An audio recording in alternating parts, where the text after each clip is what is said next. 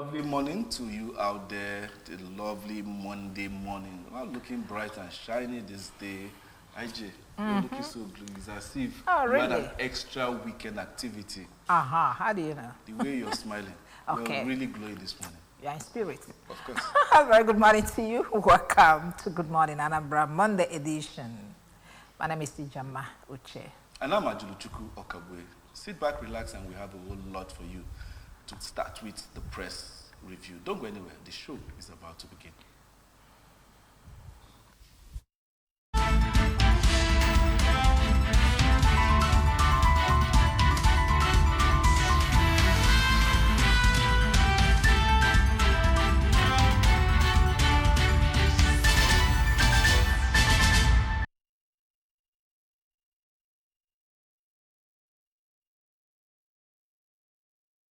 In full swing this time around, and we have our guest nicely tucked in with us this morning to do justice to press review and then other things that we want to talk about, starting with the news making rounds on ABS website. But before I go there, let us introduce our guest this morning.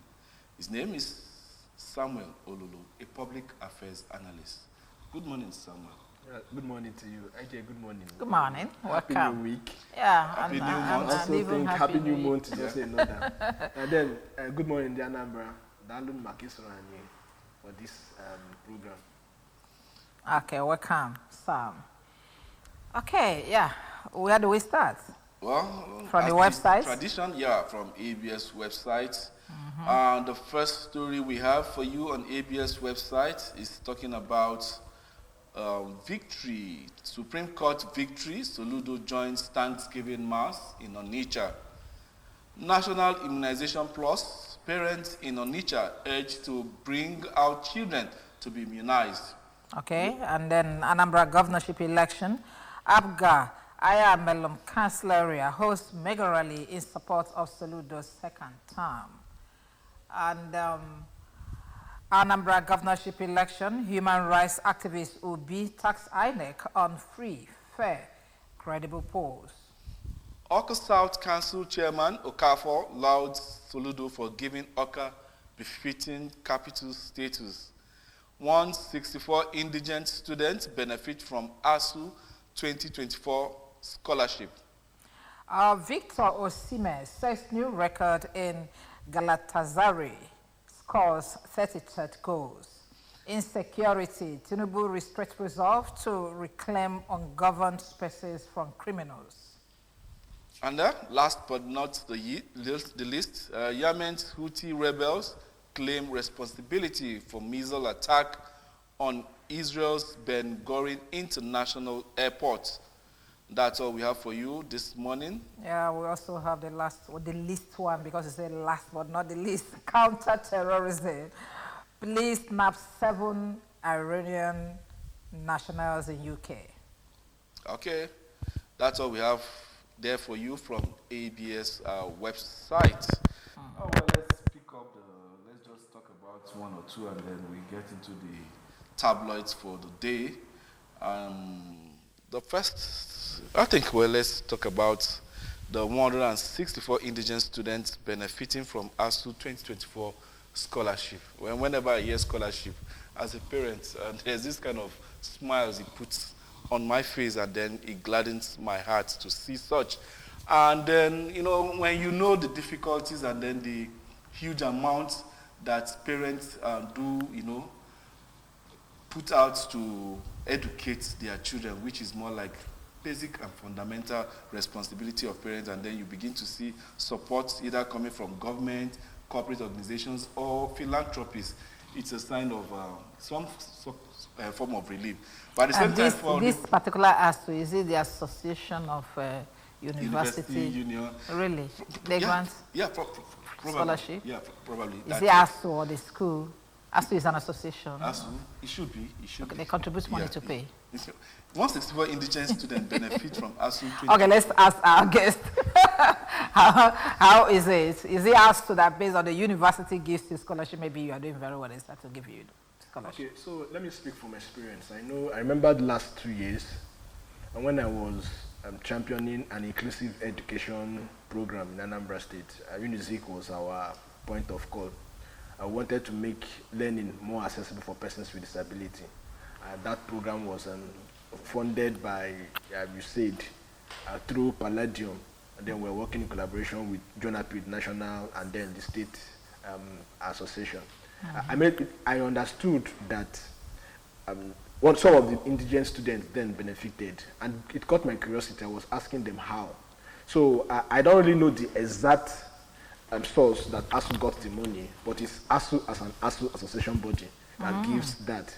So remember, there have been this conversation always about minimum wage, ASU payment, ASU benefits. So ASU on their own too, they get funding support from the federal government. So I think part of their own corporate social responsibility is to extend such gestures to students. This is last 2 years. So I want to believe that they have sustained that, and that is why today we now have in the news that 164 indigent students benefited from it.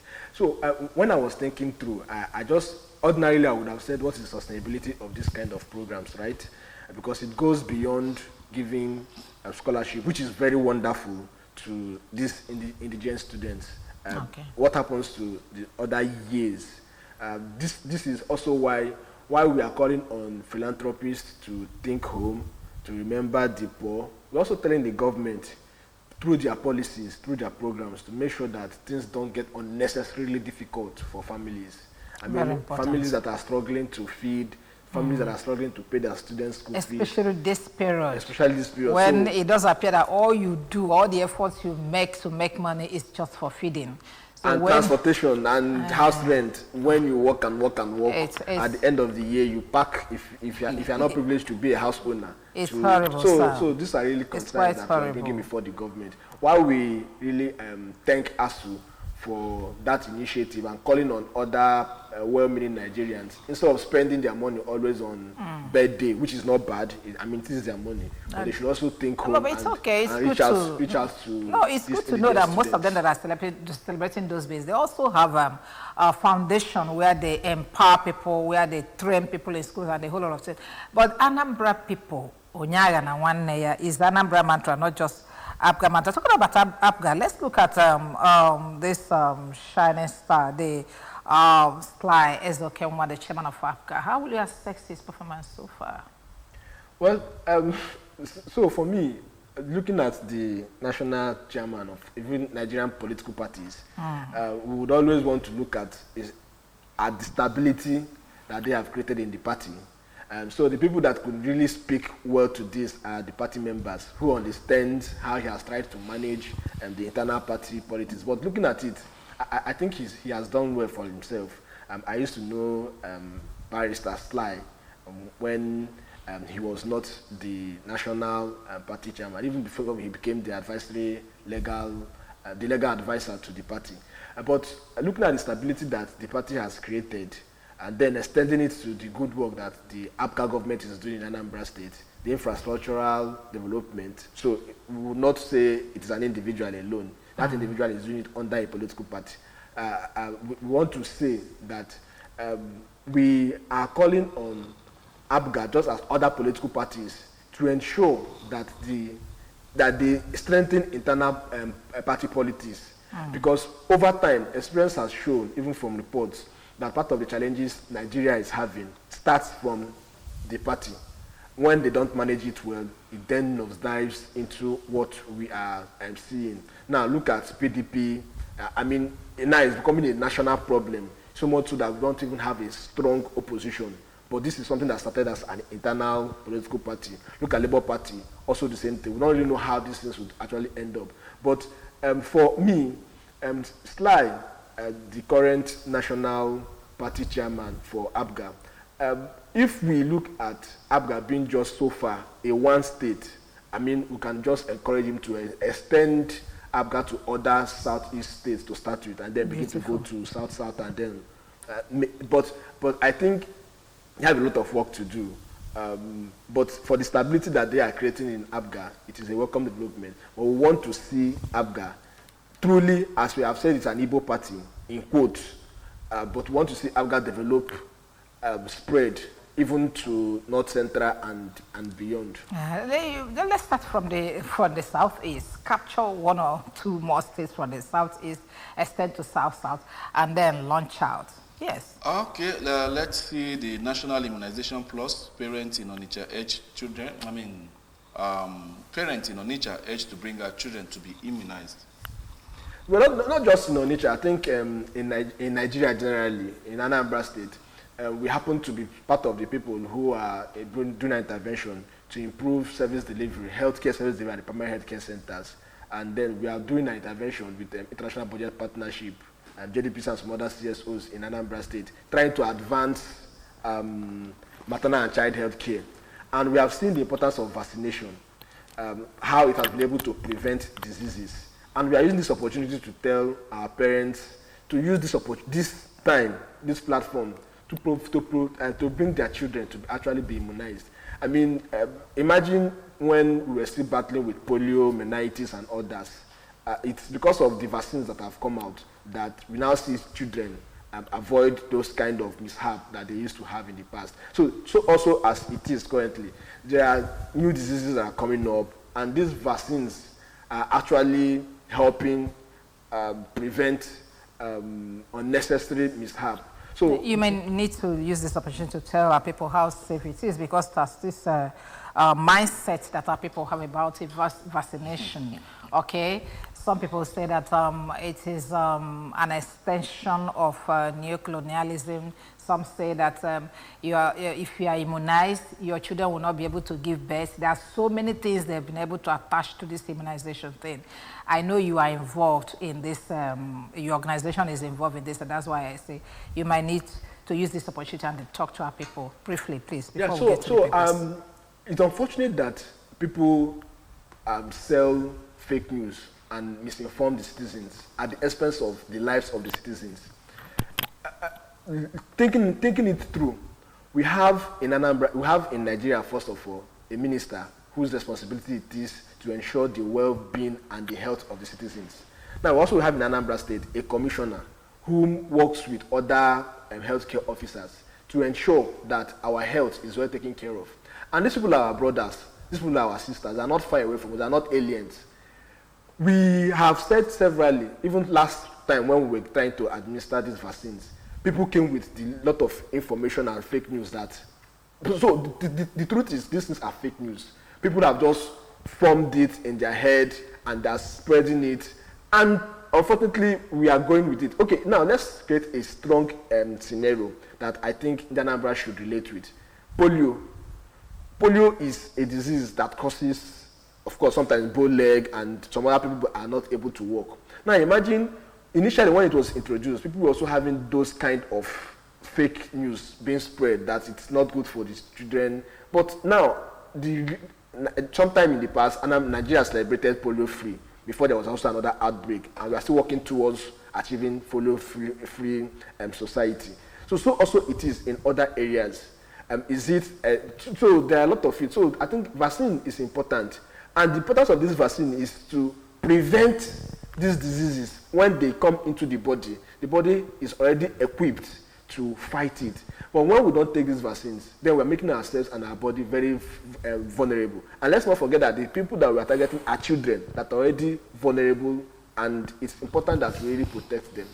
All right, thank you so much, and let's begin with the nitty-gritty of the day. That's talking about the tabloids, the national tabloids, and the first paper for review this morning is the Daily Times newspaper. The banner headline is screaming, Meta, $220 million fine. NPAN applauds CCPT judgment, says it aligns with global practices. At the mast of the Daily Times, we have Tinubu begins moves to pay Genco's 4 trillion power sector debt. That's interesting. Police arrest a woman who flogged a 1-year-old baby to death. Wow. Can you imagine? Defection, not a sign of progress, Momodu tells Tinubu. Nigerian Security and Political Economy Report 1. And that's how we have. We have Serap, NGE demand end to cyber crimes Act abuse. That's Okay. all we have on the front page of the Daily Times newspaper. Okay, and from the Daily Sun, which was flashed initially, we'll have these other stories. IPOB demands reversal of group's proscription as terrorists, insists on earlier High Court stand. And then Lagos was hit as Nigeria loses over 30 billion naira to 42 market fires. Stakeholders call for policy overhaul, improved safety system. But the banner headline here says, Article scam hits back at Okowa, labels him betrayer. Down here, I don't know who is betraying and who is not betraying who now. Down here, end use of cybercrime acts against journalists. Seraph, NGA tell Tinubu government. Demand release of those in custody. Yeah. And then 4 trillion naira debt. Tinubu to meet Genco's plan phase settlement. Okay. Federal High Court set up FOI decks to enhance journalists' access to information. And then finally from here, MPAN backs federal government on $220 million fine on Meta, calls for stronger digital regulation. Yeah, from the Vanguard newspaper. Let's go to next, talking about Vanguard newspaper, up next for review. Inflation erodes banks' profits, jacks up costs. And then we have the rider there saying, as gross earnings still on rising stock, bad loans, headache also rising, their strength weakens. Tension in Ondo as Amotekun, police clash over custody of suspects and exhibits. We also have Serap editors to Tinubu, stop cybercrime act abuse, free detained journalists, orders. Under 20 Africa Cup of Nations, Morocco delays Flying Eagles qualification. We've already seen Jenkos to get 4 billion, yeah. Edwin Clark to be buried May 13. That's coming from the family. And then at the mast of the Vanguard newspaper, Delta PDP defectors unwilling to register for APC. Interesting. NPAN backs federal government's $220 million fine on Meta. Present crop of leaders motivated by power, wealth accusation. That's coming from Femi Okunrumo. Yeah, I think I got that correctly. Up next. Okay, up next is Punch newspaper, The Punch. The Punch, banner headline here says, Rivers emergency rule, National Assembly counters PDP governor's suit, demand 1 billion naira. With the rider there, NAS asks Supreme Court to dismiss opposition governor's lawsuit at Apex Court, says for hearing. Because they're opposition, that's why they should be dismissed and not even talking about it. Okay, now fund on the fire over loans to ex-students. Naira printing cost skyrocket by 306%. Finally, from here, Assembly crisis, Zamfara, Benue governors challenge NAS summons. Okay, let's quickly move to another paper for want of time. Go ahead, Daily Independent. Let's go next. The Daily Independent is up for review. 1 year after Dana air suspension, passengers refund trapped. Staff agitate over unpaid salaries. And the writer there says, union petitions EFCC over 134 million unremitted pension deductions. Ondo farmers short express over plan to grade cocoa plantations. Those who sent me to prison must account for it. Farutimi. Retired seafarers ask union to prevail on federal government to pay their pensions. Inflows dropped to $6.67 billion in April. Federal government races to pay $4 trillion debt to avert power infrastructure collapse. And then we also have Senate leader reveals how Alausa saved Nadeco leaders in exile. Stop, we've seen that. NDLA intercepts 942 explosives, recovers 314,020 pills of tramadol. Okay, Nation newspaper is up for review. The federal government's alleged fears over threat to budget 2025 implementation with a rider there. Expert cautions against delayed physical execution, dependence on oil price, a decline, site rise in banks loans to customers. And then up here, Labour Party tells the most to INEC.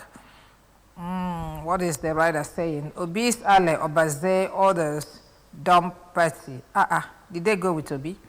Okay, Lagos Council race. APC panel disqualifies 38 of 5 peak share tickets unopposed. That's all. Well, there's this one. Brace for cost-reflective tariffs. Minister tells Nigerians. 6 injured in police. Amotakun clash. Nant to get sacked VC restore. Over next to the Guardian newspaper. $37 billion Infracorp in limbo 5 years after 1 trillion naira investment that you find on page 6. And we also have 162% more customers migrated to Band A as Tinubu meets Jenkos over 4 trillion naira debt. Obi fought VDM's arrest alleged Nant's president abduction.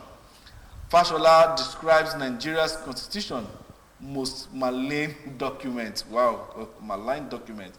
Defections. Kanu governors vows to allow Kwankwaso as Obi Ali Obaze dumps LP. And we also have here NCOS Iroa disagree over poor feeding of inmates. Editors. Serap warns against misuse of Cyber Crimes Act. That's all on the Guardian newspaper. And from the Daily Trust, we'll have the stories coming. How Boko Haram attacked Yobe military brigade, killed 4 soldiers. What a shame. Flight disruption, passengers narrate ordeal, experts suggest solutions. 54 billion naira released to schools, 24 billion naira to students. Now from MD.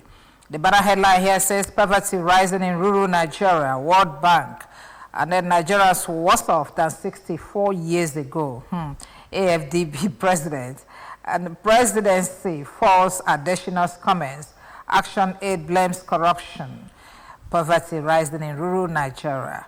It's not just in rural. Poverty in the whole of Nigeria. And this World Bank that will always hit and ask who is hitting.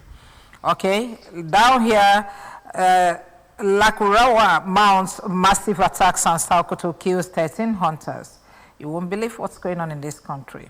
Please, let's move over to the last paper. The last but not the least for review this morning, the Nigerian Tribune. Poverty rate among Nigeria's rural dwellers hit 75%. World Bank. Ondo farmers block Ore Lagos Road. Police, Amotekun clashed in Ondo over arrest of suspect, 6 injured. NDLEA seizes 3.4 billion worth of opioids in Lagos, Port Harcourt, uncovers drugs in chocolate tins. 11 vigilantes killed, others missing in bandits, ambush fresh attacks in Sokoto. 2027, defections after South-South political configuration. Coalition waits on Atiku Obi on harmonization of structures. Plans to unveil party this month. We are ready, says CPC caucus. And now we have AFDB unveils $2.95 billion 5-year strategy for Nigeria. And that's, we have Oyebanji breaks 18-year-old Jink, complete Ado Ifaki Highway. $700 million CVFF, indigenous ship owners in major crisis, over 15% equity. That's all we have for you on this on Nigerian Tribune. Okay, thank you very much. Let's look at what's going on in these political parties. Defection, cross-carpeting, betrayal, call it whatever name you want. But let's look at what Atiku said. Atiku's camp hits back at Okowa, call him betrayer. And now some of the political allies of P2B are moving from Labour Party. Okay, has dumped Labour Party. They've not told us where they are going to. And there's this coalition that is about to be vetted very soon. Let's look at the political scene of Nigeria. And by way of analyzing it, tell us what are we expecting in the near future, at least before 2027? Well, one thing we know is 2027 will come, an election would happen. Every other thing becomes calculation that is unfolding. Going through the tabloids, as you all read, one thing I saw play out is governance, one angle, politics, another angle, and then citizens' engagement and the role citizens have to play at another side of it. But now that we're looking at the politics angle, for me, I think our constitution, even though the former governor and then ex-minister Raji Fashola said it's been bastardized, I think the constitution allows some of these things that are going on. The constitution allows freedom of movement, freedom of association.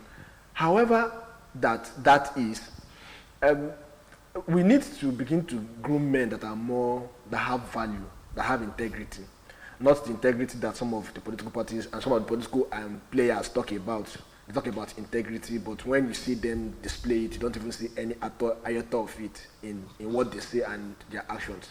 But we are looking at people, if for Okowa being the then or immediate running mate to Alhaji Atiku, I think Atiku deserves the right to feel betrayed. Especially, I mean, this is one of the inner caucus person whom had worked with him. But the next question is, does Okowa reserve the right to move? Yes, he does. I mean, he has the right to feel, I don't feel protected here, I can go down to the other place for whatever it is. But where I frown at is those who are currently holding offices, moving with that party's mandate. That is clearly where I frown at, like the governor of Delta State, whom for 24 years plus, we know that Delta State has always been a PDP state, not trying to be political now. But I think the people of Delta have always seen and aligned with PDP and their ideology, or whatever little ideology they have in PDP.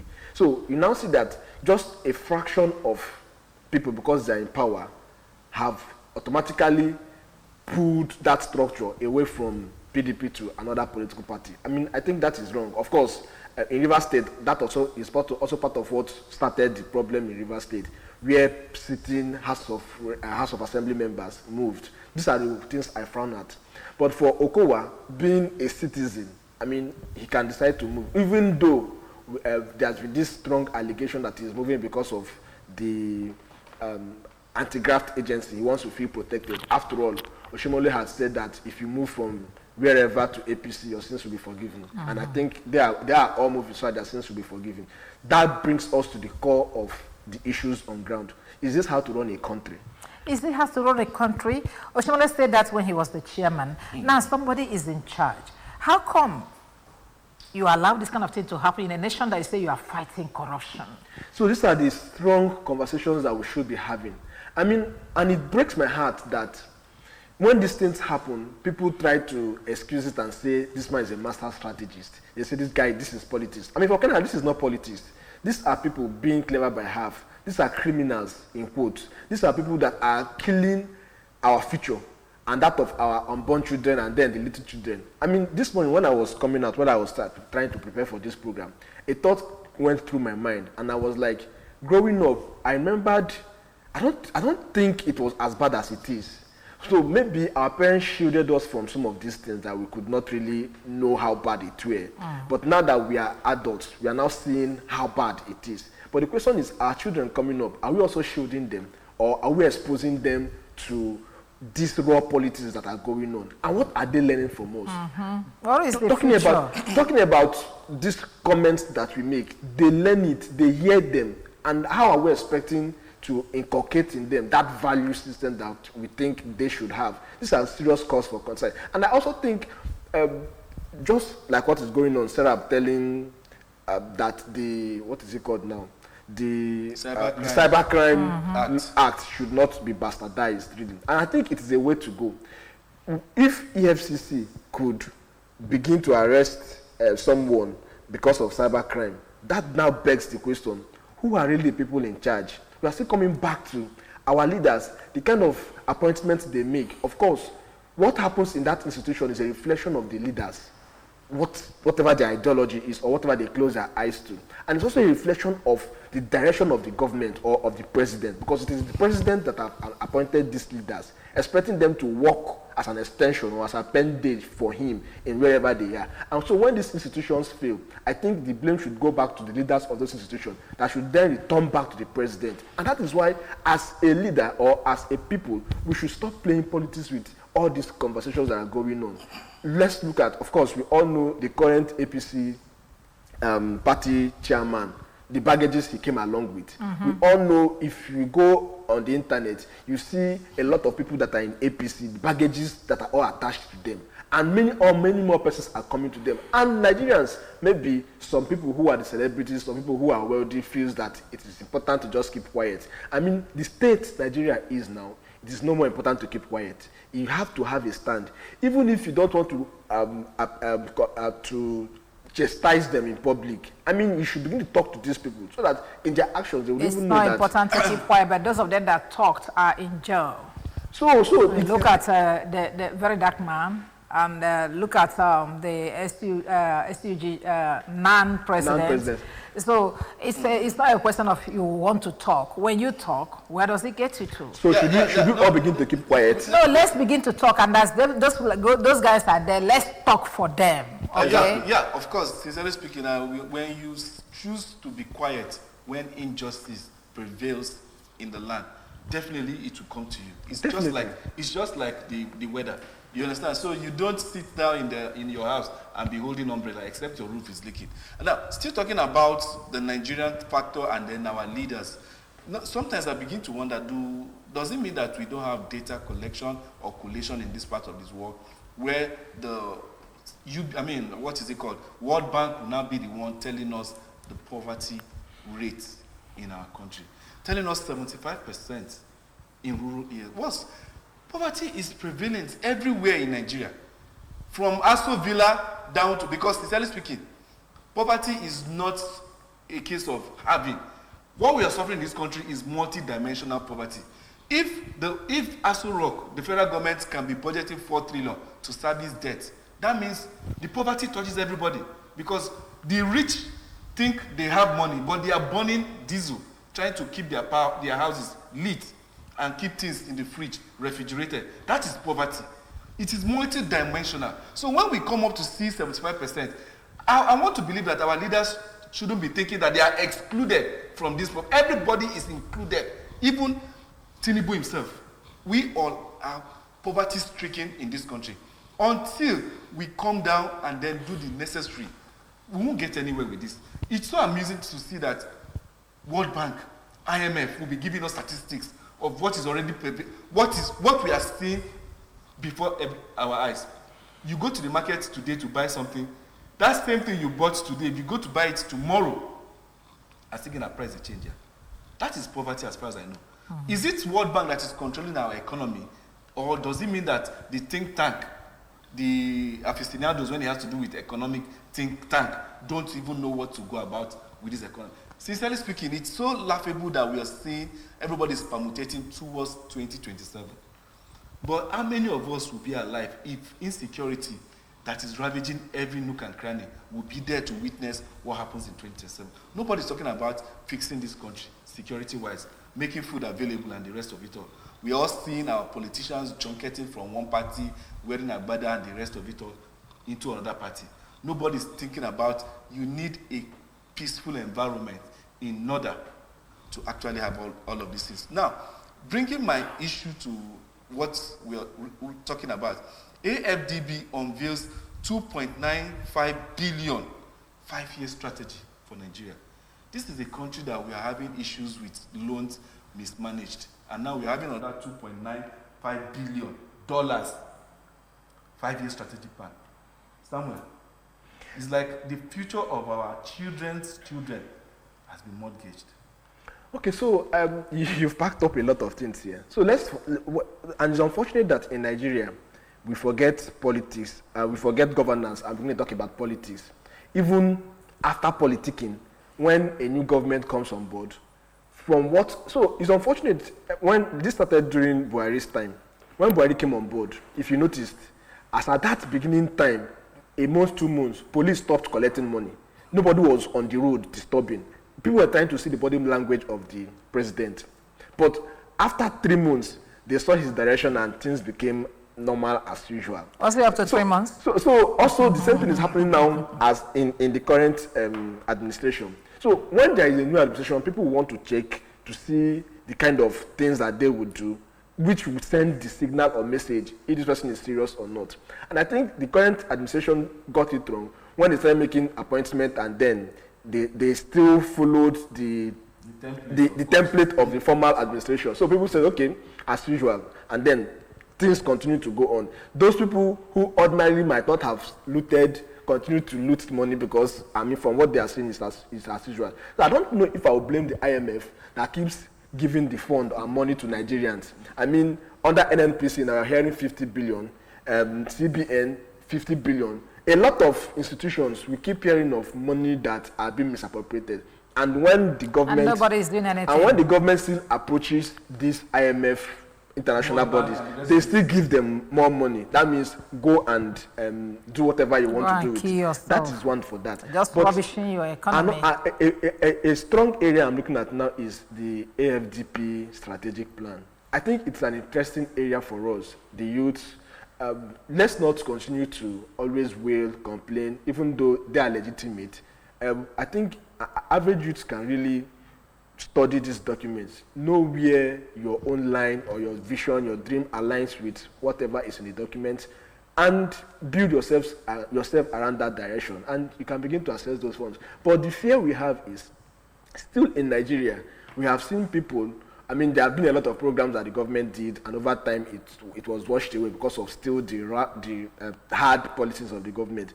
We hear of you win, the government under good luck did you win, many firms started, and now if you take a stock of those firms that did you win, many of them have closed, some have morphed into something else. During Buhari's time, there were a lot of programs that were done. If you take a stock too, nothing would happen. So now, let me even interject you a little bit. You're talking about all these agencies, government funded and everything. What of the NEL fund that was just organized in this administration? We are seeing it in the dailies that some students non-students even are benefiting. So non-students are benefiting. So that costs. Students don't even have.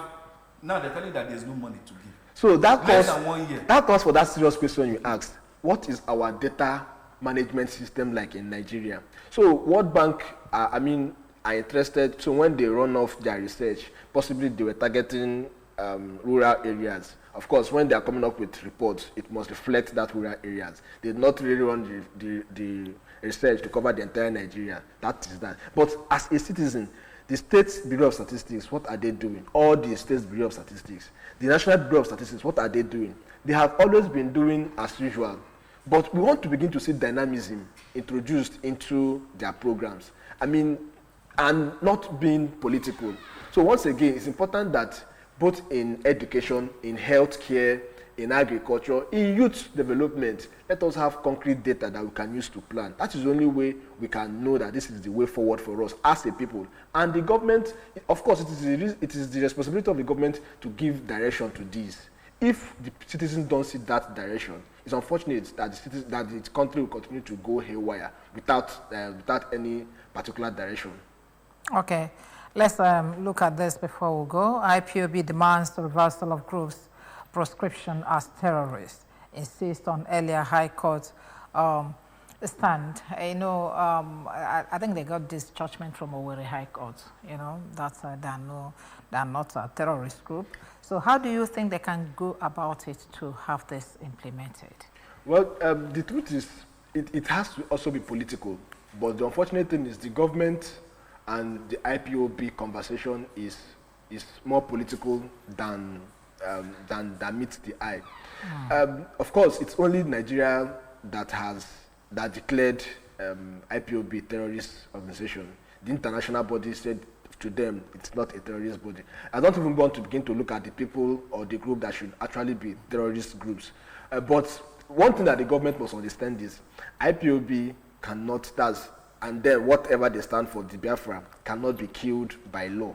It is an ideology thing. And what people are asking, when a government comes in power and looks at the ask of this group and implement it, you see it will begin to die.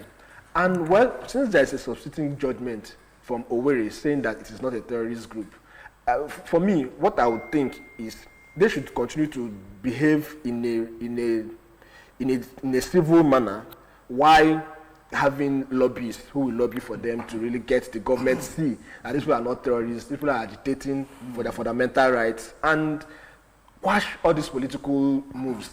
Let everybody feel belonged, and you see some of these things will naturally fade off. I know. Thank you. Thank you very much, Sam Ololo.